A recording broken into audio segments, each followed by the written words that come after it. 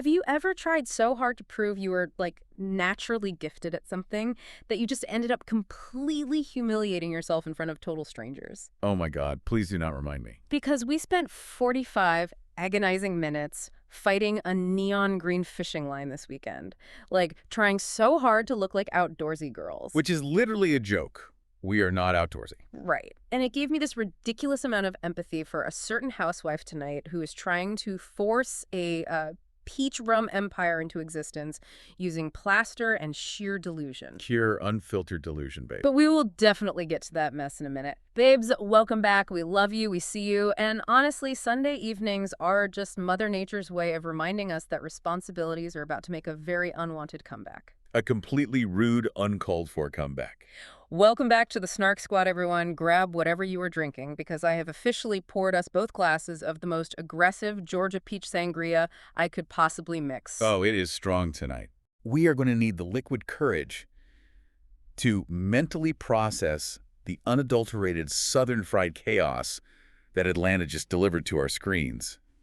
Cheers, bestie, to surviving another weekend without completely unraveling. Cheers, babe. Honestly, this sangria is hitting the spot because I am already feeling the Sunday scaries and they are actively disrespecting my peace right now. They really are. Like, how does the weekend just evaporate? I swear I blinked on Friday afternoon when I left the clinic and suddenly I'm staring down the barrel of a Monday morning alarm. Like, why aren't weekends legally mandated to be 3 days long? 2 days is just a trial period. It is not an actual break. Exactly. If you are listening to this on your commute right now, just know I am actively manifesting a productive, peaceful, and highly lucrative work week for all of us. But the dread is sitting so heavy on my chest right now. Bestie, a 2-day weekend is just a scam invented by corporate culture to keep us docile. It is mathematically not enough time to do laundry, sleep off the exhaustion of existing, and mentally prepare to look into people's mouths for another 40 hours. It's really not. Since we are both living that glamorous, high-stress dental clinic life right now, let's do our highs and lows for the upcoming week. Let's just purge the anxiety before we get into the Housewives.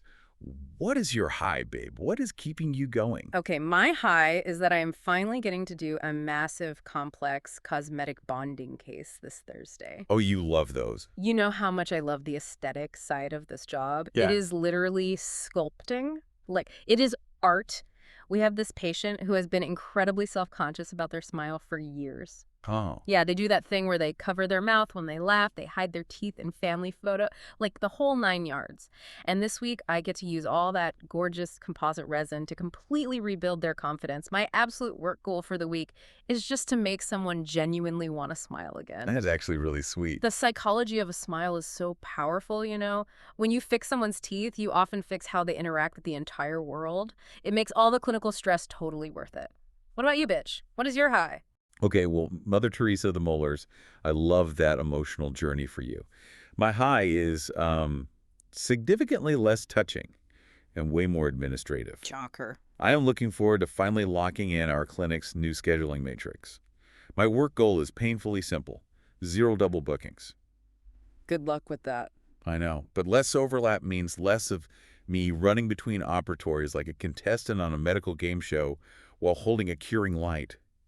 If I could just get the front desk to adhere to the block scheduling, my life will be a literal dream. It is all about boundaries, babe. Setting boundaries with the schedule. I am sending you so much luck with that, bestie, because front desk scheduling is a lawless wasteland. Okay, what about your low? What are you already dreading when you look at your calendar? Oh, my low is so specific it physically hurts my lower back just thinking about it. Oh, no. Wednesday morning, 9 a.m.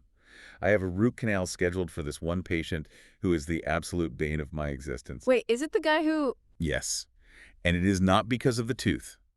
The anatomy is beautiful, the canals are straight, the endodontics will be an absolute breeze. I am dreading it because he complains about the ergonomics of the dental chair for the entire hour. Oh my God, I hate that. The neck support is weird, the angle is too low. Can you move it up a millimeter? Babe, it is an ergonomic, FDA-approved medical chair, not a custom La Z-Boy.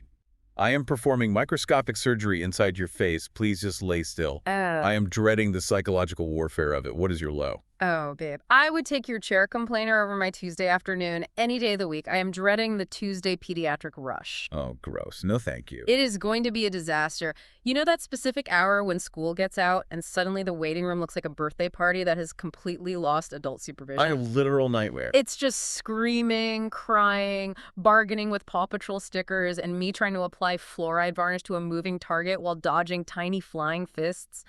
It is an Olympic sport. I am exhausted just conceptualizing it. Well, speaking of Olympic sports and, complete exhaustion, bestie, we need to address what happened to us this weekend. We need to air our own humiliation before we start judging these women. Oh my God. Are we really putting this on the record? Like, are we publicly confessing to this on the show? We have to. Accountability is everything, babe. We cannot demand accountability from the Snark Squad or the Housewives if we hide our own shame. We went fishing. Again. We did. And for everyone listening, let me just set the scene for you guys. We hyped ourselves up to an unhealthy degree. Like, we drove over an hour out into the wilderness, fully convinced that this was going to be the day we rebranded ourselves as those outdoorsy, capable fishing pro babes. We spent money on gear. Yes. We watched a 10-minute YouTube tutorial in the car. We wore our matching little windbreakers. Like, we thought we were going to conquer the ecosystem. And we fished like absolute beginners. Like, we had never seen a body of water or a string in our entire lives. Babe, I was looking around the dock, and there were actual toddlers in floaties hauling in catches left and right. Literally toddlers. There was an 80-year-old man next to us pulling up base like it was his personal grocery store. He was just flicking his wrist and producing dinner. And what were we doing? We were popping champagne and doing a celebratory dance just because we successfully managed to cast our lines into the water without hooking each other in the cornea. And that was the absolute high point of the day. Because the main event of the entire trip, the grand climax of our great outdoors adventure, was me aggressively trying to untangle a catastrophic knot of fishing line for 45 straight minutes. You look so stressed. I was sweating, I was cursing, I broke a nail, and I was holding this neon green monofilament line up to the sun like I was trying to defuse a bomb. We didn't catch a single fish. We caught a sunburn and a heaping pile of embarrassment. It triggered a full athletic identity crisis for me, bitch. I sat there on that cooler looking at our tangled lines, and I thought, are we just cursed when it comes to the physical realm? Do you remember when we tried to join that recreational basketball league? Oh my God. Humbling. Absolutely humiliating. We were out of breath during the warm-up stretches. We were actively running away from the ball, bestie. We were playing dodgeball on a basketball court. Exactly. And the gym. Every time we try to use a new cable machine, we end up looking like folded lawn chairs. We have to ask a teenager how to adjust the weight pin. But fishing.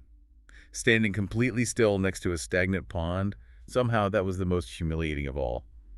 How do you fail at sitting still? We found a way, babe. We always find a way. But babes, enough about our failed athletic careers. Let's head to Atlanta where they are catching attitudes instead of fish.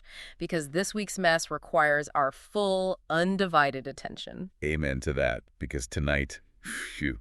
Let's get right into segment 1, the recap. Chaos in Atlanta. Part 1, specifically covering Porsha's power moves, the sociology of reality TV mothering, and all these messy men trying to secure screen time. First of all, the ladies are finally back in the A. Thank God. They have returned from that incredibly toxic, bagpipe-filled trip to Scotland, and I've never felt more relief as a viewer to see these women back on American soil. That Scotland trip was so dark, babe. Like, it wasn't fun shade. It was a vortex of bad energy, ruined friendships, and below-the-belt hits. Scotland owes the viewers an apology, honestly. It brought out the absolute worst in everyone. The energy was just so heavy. But now they are back in Atlanta, in their element, and immediately, Porsha is wasting zero time trying to rebrand her life. Oh, she is on a mission. We get this opening scene of her doing a full professional photo shoot with the iconic photographer Eric Robinson. She is wearing matching red couture with baby pillar looking stunning, and she explicitly tells the camera she is doing this to replace all the old photos of her ex, Simon, that are still scattered around the house. Which is such a powerful, necessary post-divorce ritual. Like, if you have ever been through a major breakup, you know you have to purge the physical space. Oh, absolutely. Burn it all. You cannot walk down your hallway and make eye contact with your ex every morning while you are trying to drink your coffee. You have to reclaim the territory. It's a psychological reset. But the best part of this entire scene was Pilar. Oh my God. This child is a star. Peeler literally looks at Porsha mid-pose and tells her to suck that gut in. I died. I literally fell off my couch. It doesn't matter how rich you are, how famous you are, or how carefully curated your public image is, your kids will humble you faster than any housewife on this franchise ever could. So true. Porsha is trying to give high-fashion, single mom empowerment, and Peeler is giving unfiltered, brutally honest, creative direction. It highlights this fascinating shift in reality TV where the kids were no longer just props. They are active, speaking participants who completely dissolved the fourth wall of their parents' vanity. It was hilarious. But then, bestie, we get to the real power move, the mama move. Oh, this made me so emotional. Okay, so Porsha takes the $1 million in equity that she got from selling her home in Duluth. And instead of buying herself, I don't know, a fleet of sports cars or hoarding Birkin bags, she uses that money to buy her mother, Diane, a brand new, gorgeous house. Massive flex. Right, but she doesn't just put down a healthy down payment. She buys it 100% in cash. No mortgage. Fully paid off. I mean, that is the ultimate financial flex. If you want to understand the mechanics of wealth, eliminating housing debt for your parents is the peak. It is, and you know me, babe. I am the emotional one. I always look for the heart and the redemption in these shows. This got me teary-eyed. Because whatever you want to say about Porsha, whatever flaws she has in her friendships or her dating life, she does not play when it comes to taking care of Diane and Pillar. No, she really doesn't. To be able to secure your parents' financial future like that, to give them a completely stress-free sanctuary in their older years, I mean, it is beautiful. It is the ultimate goal. It is exactly what you hope you can do for the people who raised you and sacrificed for you. Listen, I will gladly give her her flowers for that. It is a massive accomplishment. Diane is going to be kicking her feet up on pristine white couches, eating Little Caesars hot and ready pizzas in absolute unbothered peace, without a bank ever breathing down her neck. The dream. It's a dream scenario. However, my snarky, analytical heart could not help but notice who was lingering in the background of this beautiful, intimate family moment. Dennis. Dennis, looking an absolute mess, as usual. Why was Dennis invited to the surprise house reveal for his ex-mother-in-law? Right, like why is he there? He is standing there in the background like a lost delivery driver who wandered onto a film set. Yeah. I mean, I get that he likes Miss Diane, and I admit seeing them model healthy co-parenting for Pilar is genuinely nice. But Dennis always finds a way to just insert himself into the camera frame when there's a major life event happening. Okay, let me push back on that, bestie. Is he inserting himself for camera time, or is Porsha genuinely trying to keep the family unit intact for Pilar? Wait, please. No, listen, when you have a child with someone, you are tied to them forever. I think she's setting a boundary romantically, but keeping the door wide open for him to be an active, present dad in these milestone moments. I think it shows maturity on her part. You are so sweet and optimistic. I think Dennis knows that standing next to Porsha during a major life event guarantees him a minimum of 3 minutes of airtime and a potential check. Oh my gosh. It is the mechanics of reality TV survival. If you are a peripheral ex, you cling to the main character's storylines. But speaking of men desperately clinging to storylines and lacking boundaries, we have to talk about the bowling double date, because I was cringing so hard my soul tried to leave my body. Oh, the double date from hell. If you ever wanted a masterclass in how to completely repel a woman, take notes. So, Porsha goes on a bowling date with her current flavor of the month, Mike, and they are joined by K. Michelle and her husband, Caston. First of all, the entire setup for this date is absurd because K. Michelle uses this time to explain that she is skipping Shamea's upcoming Halloween party due to her strict Christian beliefs. I cannot with this. She says she doesn't celebrate with devils and demons. She only does Hallelujah night at her mom's church. Okay, babe, we have to unpack the psychology of the cognitive dissonance here. Yeah. K. Michelle is a reality TV legend. We love her. But she has done and said some of the most wild, explicit, decidedly unhallelujah things on national television for the last decade. Literally. She has thrown drinks, she has detailed the most intimate aspects of her life, but suddenly throwing on a Batman costume and eating a fun-sized Snickers in a suburban backyard is where she draws the moral line. It is the arbitrary boundaries for me. You will curse someone out in a 5-star restaurant, but a fake cobweb from Part of City is going to invite Satan into your spirit. Please. It is hilarious. But honestly, the real cringe of the night was not K. Michelle's theology. It was Mike. Mike. Oh, Mike. We are at a loud, neon-lit bowling alley. They have been dating for, what, a couple of months max. And in front of everyone, like in front of K. Michelle, Caston, the boom mic operators, the camera crew, the guy spraying the rented bowling shoes with Lysol. Mike publicly declares that he is in love with Porsha. The second those words left his mouth, you could literally watch Porsha's spirit eject from the building. It was so bad. She was mortified. She looked like she wanted to crawl into the ball return chute and disappear into the machinery. She starts stuttering, looking everywhere but at him, and she actually says, "We can talk about logistics later." Logistics. Logistics. When a woman refers to your passionate declaration of love as logistics, you are not just in the friend zone, my guy. You are in the friend zone's basement, locked from the outside. It was so deeply performative, and what is fascinating about this from an analytical perspective is that later in the episode, Porsha admits to her sister Lauren that she is still actively entertaining Sway behind the scenes. Yes. Now, for anyone new to the Snark Squad, Sway is Porsha's actual off-camera love interest who seems to have a real hold on her. Furthermore, Porsha explicitly states to Lauren that Mike wanting a baby is an absolute deal-breaker for her. She knows this relationship is a dead end. So I have to ask you, emotional bestie, is Porsha keeping Mike around just to have a filming partner for the season? Or is she genuinely just afraid to hurt his feelings and rip the Band-Aid off? Honestly, I think it is a little bit of both. I think she genuinely enjoys his company, but I also think breaking up with someone on camera is incredibly stressful, and she is trying to coast through the season without a messy breakup storyline. She's trying to protect his feelings by delaying the inevitable. Bitch, please. Porsha Williams is not afraid to hurt a man's feelings. She has publicly executed men's egos on this network for years. That is true. She's keeping Mike around because Sway was probably out of town or refusing to film, and Mike is a willing, desperate stopover. Mike is putting on this entire I love you performance because he understands the assignment. He wants a peach. A peach for Mike. And I know men don't get peaches on this franchise, but you know what I mean. He wants full-time cast member status. He wants to secure his spot on the couch at the reunion. He is playing the fame game. He is auditioning for the role of Porsha's partner, and Porsha knows it. That is why she shut it down so clinically with the word logistics. She recognized the hustle. Okay, when you put it like that, it does feel incredibly calculated. It felt like a scene from a bad rom-com that he rehearsed in the mirror. But let's move on to segment 2, because if we want to talk about calculated moves that completely blow up in someone's face, we need to talk about Shamea's business blunders. Babe, the Rum Bum empire is deteriorating before it even officially launched. Deteriorating like a dry, crumbling cookie. So we cut to Shamea meeting with her lawyer, Maximilian, and she finds out that her investors down in Grenada have completely pulled a fast one on her. Oh, they got her. The original deal she thought she was signing was supposed to be a lucrative equity partnership. She's going to own a percentage of this rum brand.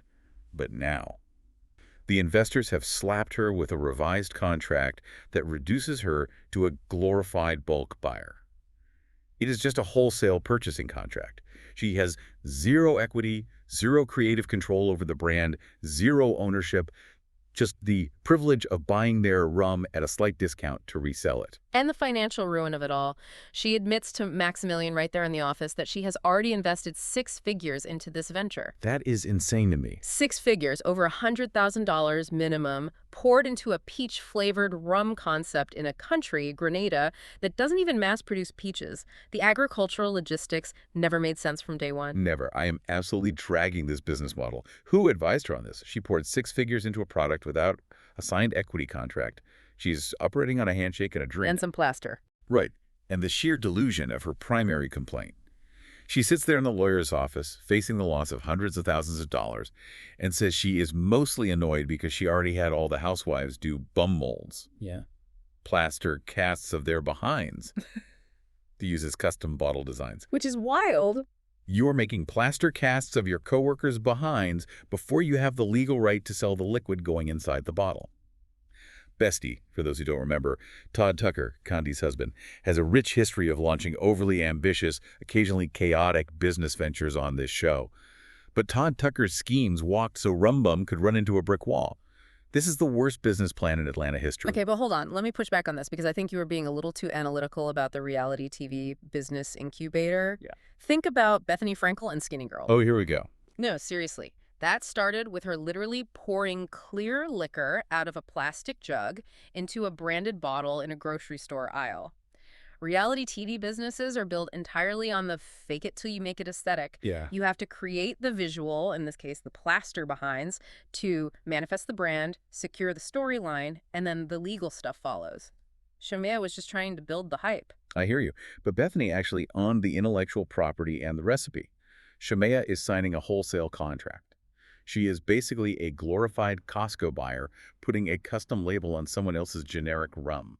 It is a terrible investment. Yeah, that part is bad. But you can tell the financial stress of this failing business, combined with the Scotland fallout, is completely breaking Shamea down psychologically. We see her meet up with K. Michelle for lunch, and it is a really heavy, revealing scene. It is. And K. Michelle, being the absolute master of deflection that she is, starts the heavy scene by complaining about her incredibly long toes. I was dying at this. She goes on this whole tangent about how she refuses to ever show her feet on camera because her toes are so long. I am sorry, but K. Michelle talking about her toes like they are classified state secrets had me dying. I could play the piano with them, she says. Like, babe, put on a closed-toe pump and let's get to the drama. It is such a brilliant reality TV tactic. Diffuse the tension with something completely absurd before diving into the trauma. Right. But then K. Michelle actually delivers some really solid, tough love to Shamea. She looks at her and basically says, do not let this failed friendship with Porsha become your entire identity. Because right now, Shamea is utterly consumed by it. She really is. Shamea tries to explain the root of the feud to justify her anger, claiming that Porsha actually started it all last year when Porsha came for Shamea's mom's daycare on social media, making her mom look shady and affecting her business. And K. Michelle rightly calls her out on the escalation. She says, okay, but in Scotland, you took it to the gutter. Because Shamea didn't just clap back about the daycare. Shamea allegedly brought up the fact that Dennis was sneaking baby Pillar over to Shamea's house against Porsha's express wishes. Which is so wrong. Which is nuclear. You do not weaponize a mother's anxiety about her child's whereabouts. It is nuclear, and it was a low blow. But babe, as the emotional bestie here, I have to say I genuinely sympathize with Shamea in this lunch scene. Of course you do. She tells K. Michelle that she is actively going to therapy just to learn how to navigate this toxic friend group. She says losing Porsha feels like a divorce. And if you look at the sociology of female friendships, platonic breakups are uniquely devastating. Sure, they are sad. They often break your heart in a way a romantic breakup doesn't because society gives us scripts for how to handle breaking up with a partner. We have ice cream, we have sad songs, but we don't expect our best friend to become our enemy. We don't have a societal roadmap for friendship divorce. I understand why she feels like she is drowning and needs a licensed professional just to process the betrayal. Okay, emotional bestie. Let me offer some sarcastic analytical pushback here. If you need a licensed board-certified psychiatric professional just to survive a cast dinner, maybe reality TV isn't the career path for you. Oh, come on. Is therapy a genuine tool for healing here? Or is Shamea using the concept of therapy as a shield to play the professional victim?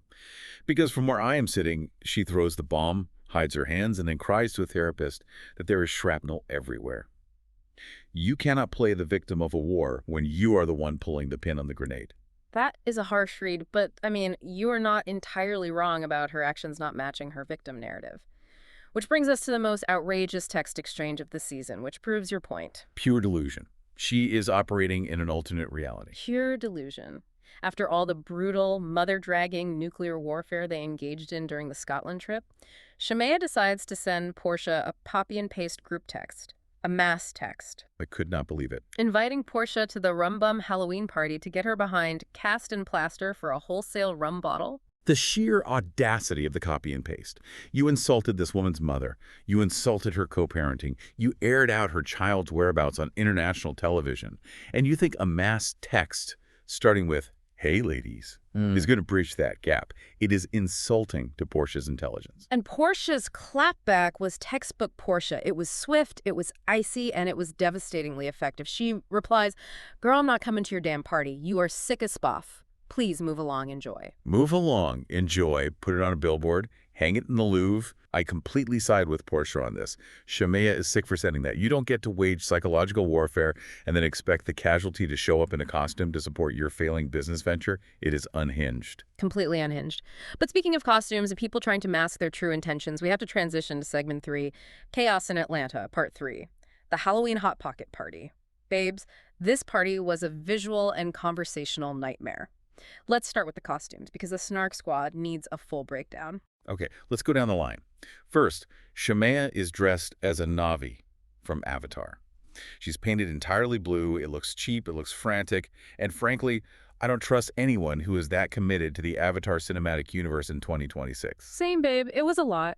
Then we have Cynthia Bailey, who shows up dressed as a literal bottle of Elmer's glue. Because she is delusionally trying to brand herself as the glue of the group. Cynthia, bless your heart, babe. You are not the glue. The group is entirely fractured. The dynamic is shattered. You are like a dried-up glue stick from a 1990s elementary school desk. It is not holding anything together. Exactly. The metaphor is failing in real time. Then we have Drew, who comes as Beyoncé from the Cowboy Carter album cover. Cute. I will give her that. Yeah, that was cute. Phaedra shows up as the Godfather, but the makeup is so terrible she literally looks dead in the face. She looks embalmed. Angela shows up as a Party City cop, which is peak irony considering how many lies she is currently policing and perpetuating. Pinky shows up as a zombie. But the absolute showstopper of the night, the costume that broke my analytical brain, was Kelly's masked man. Oh my God. Jarvis. This Jarvis. Yeah. Kelly shows up as Wonder Woman, and she brings her brand new boyfriend, Jarvis.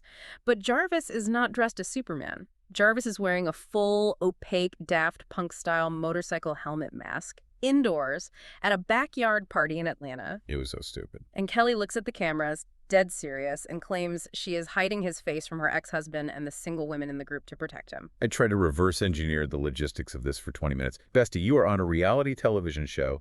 There are boom mics, producers with clipboards, and 4K high-definition cameras everywhere. Yeah. You brought a man to a filmed Bravo Network event just to put a literal bag over his head. It is what? If you want to protect him from your ex-husband, leave him at home. You don't parade him around a party like he is in the witness protection program.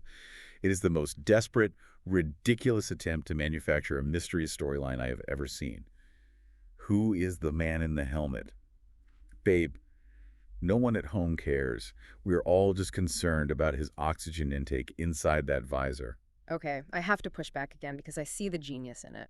By putting a helmet on him, Kelly ensures that every single person at that party and every single viewer at home is talking about her and her relationship. She manufactured a mystery, and it worked. We are talking about Jarvis right now. It is a brilliant production hack to guarantee you don't end up on the cutting room floor. It is a hack, but it's an embarrassing one. It was so cringeworthy, but honestly, not as embarrassing as Angela's web of lies completely unraveling in real time at the dinner table. Oh, this was rough. This is the climax of the party. Yeah. Let's break down the mechanics of this lie for the listeners. So, earlier in the season, Angela stirred up massive drama by telling the group that this man, George, who was married to a woman named Ashley, implied he was paying Shamea for sex.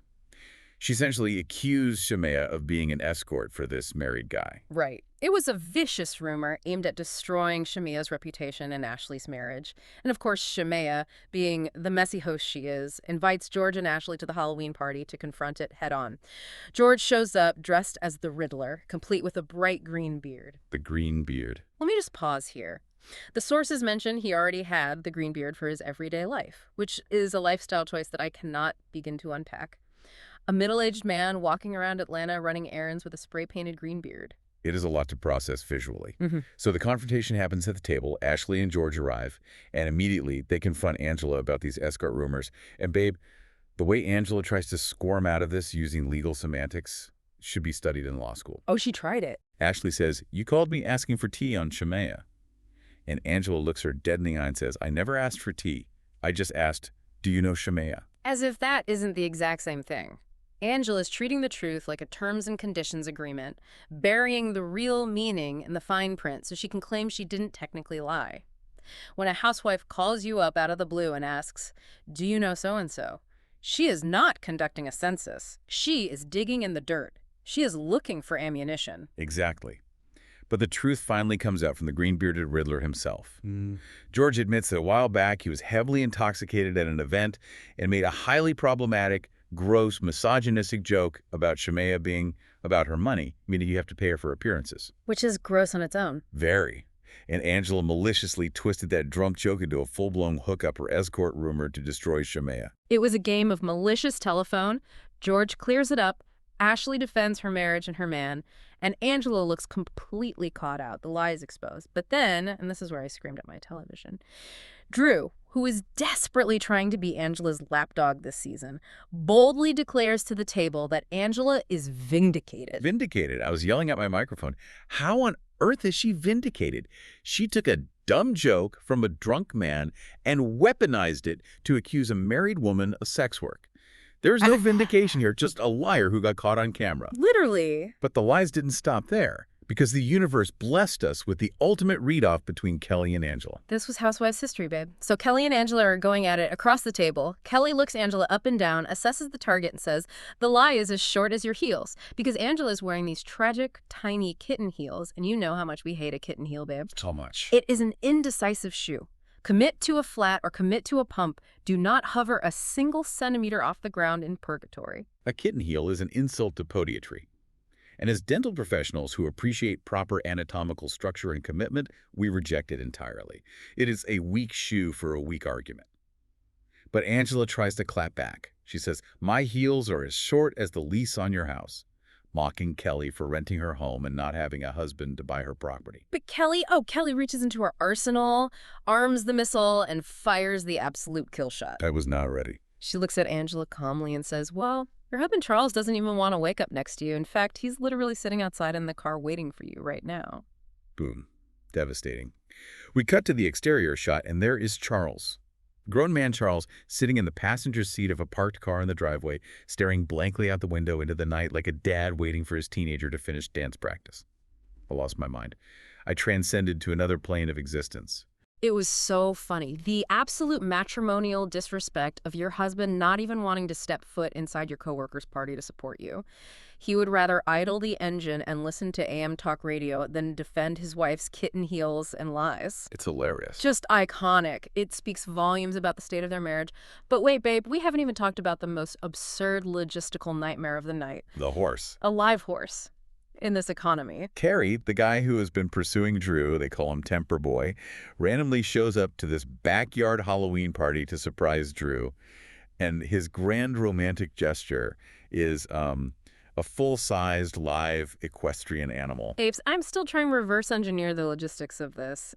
You are in a residential suburban neighborhood in Atlanta. There is a crowded party happening with blue body paint, green beards, and cheap peach rum. And you back up a horse trailer into the driveway. Where do they park? Right. Where is the horse going to go? Does the horse want to be there? What is the insurance liability on that? Who is cleaning up the manure in Shamea's backyard while Cynthia Bailey is dressed as school supplies? It is the most absurd, camera-thirsty stunt I have ever witnessed. Bringing livestock to a reality TV filming event is a cry for help. Temper Boy wanted full-time cast member status more than Mike did at the bowling alley. He saw Mike declare his love and said, "Hold my beer. I am bringing a stallion to a costume party." It was unwatchable, dangerous, and incredible all at once. Okay, we need to take a breath and judge these women properly. It is time for segment 4, Peach of the Week. Babe, I am taking the episode MVP right out of the gate. Oh, I know exactly who you're picking, emotional bestie. Go ahead, make your case. My MVP is Porsha Williams, period. I am defending this choice with my life. She secured her mother's financial future by buying that house in cash, which is a massive boss move that we all aspire to. And on top of that, she set rock-solid, impenetrable boundaries with the men and the friends in her life. She told Mike logistics later, right to his face, to shut down his fake storyline. She shut down Shamea's manipulative mass text with 3 icy sentences, and she protected her peace. Porsha is operating on a different, highly evolved frequency right now, and she is the MVP. I will allow it, only because the cash house purchase was undeniably a financial flex. But my Peach of the Week goes to the best read, and I'm giving it to Kelly Farrell. Oh, yeah. I have to defend this. Kellys have been kind of quiet this season, hiding her man behind a motorcycle helmet. But the devastating 1-2 combo of dragging Angela's kitten heels, A&D weaponizing Charles waiting in the car, lethal. That is sniper accuracy. She assessed the target, found the weak points, bad footwear, and a disinterested spouse, and struck with zero hesitation. Give Kelly a peach just for that moment alone. Honestly fair. The Charles Red was poetry. But we have to agree on the best confessional. For anyone new, the confessional is those one-on-one interview segments where they sit in a glamorous studio and narrate the episode, which is truly where the actual war is won. Because K. Michelle took the confessional crown for me tonight. We completely agree on this. Both of us are defending K. Michelle. When she was analyzing George and Ashley's relationship and expressing her absolute disgust over George's looks, she looked into the camera lens and delivered the line of the season about George looking like he paid for the Hot Pocket. The audacity. The sheer disrespect of K. Michelle. And she didn't just say it about George, she was judging everyone's man while her own husband is sitting right there next to her. She provides premium, unparalleled, top-tier comedy every time she sits in that confessional chair. She understands the assignment perfectly. And finally, the biggest scene stealer. We don't even have to debate this. It is Terry's live horse. Because, well, it is a horse. Yeah. At a Halloween party, it upstaged the rum bum, it upstaged the Avatar costume, it upstaged the green beard. The horse is the star of the show. Give the horse a centerpiece, honestly. Okay, babes, let's move into segment 5. Housewives group chat. We love this segment. This is where we pretend the cast accidentally leaked their iCloud group text thread from the morning after the Halloween party. Bitch, you start. What is Angela texting the group at 9 a.m.? Okay, Angela's text comes in hot, completely ignoring reality. She texts, "Just to be clear, ladies, semantics dictate that a green-bearded Riddler is a reliable witness in a court of public opinion. I am vindicated." Cop emoji, siren emoji, end of discussion. Oh my God, she absolutely would. Okay, Kelly immediately replies to the thread, "Can someone please go check if Charles is still waiting in the driveway? I think his car battery died and he's too depressed to ask for jumper cables." Lethal. Then Shamea chimes in, completely oblivious to the tension, still hustling the bad business. She texts, "Since the party was a bust, does anyone still want to come over and stick their butt in wet plaster for a wholesale rum deal? Peach emoji? Question mark." No one responds for 10 agonizing minutes. And then Porsha drops into the chat with just 4 words, "Move along, enjoy, peace sign emoji." And right before the chat goes dead forever, Drew texts, "Hey guys, random question. Does anyone know what horses actually eat? Ralph cut off my grass budget in the divorce settlement." I am screaming. Ralph cutting off the grass budget. Babes, that is too accurate. Okay, let's get serious for a second and assess the market value of these women. Segment 6. Buy, sell, or hold. We are rapidly rating the major players based on their friendships, their accountability, their entertainment value, and their survival odds for next season. Let's start with Angela. Sell. Immediate sell. I am liquidating all my Angela stock before the market opens. Both of us have to agree on this. She was caught in a bold-faced lie about someone's family and friends. She tried to use legal semantics to escape accountability, and she wore kitten heels to a party. Zero accountability, terrible fashion. I am selling everything. Yes, I am selling Angela too. It is the absolute lack of ownership for me. When you get caught, just apologize. Okay, what about Shamea? Sell. I am shorting Shamea's stock into the ground. I sell her for terrible business acumen, signing wholesale contracts for imaginary peach rum in Grenada, and for playing the professional victim. She throws rocks and hides her hands in a therapist's office. Sell. I am sadly selling Shamea as well, but for a different reason. As the emotional bestie, I am selling because I genuinely think she needs a pause. She needs to step off the camera, stop forcing these toxic interactions at Halloween parties, and actually heal her heart from this friendship breakup.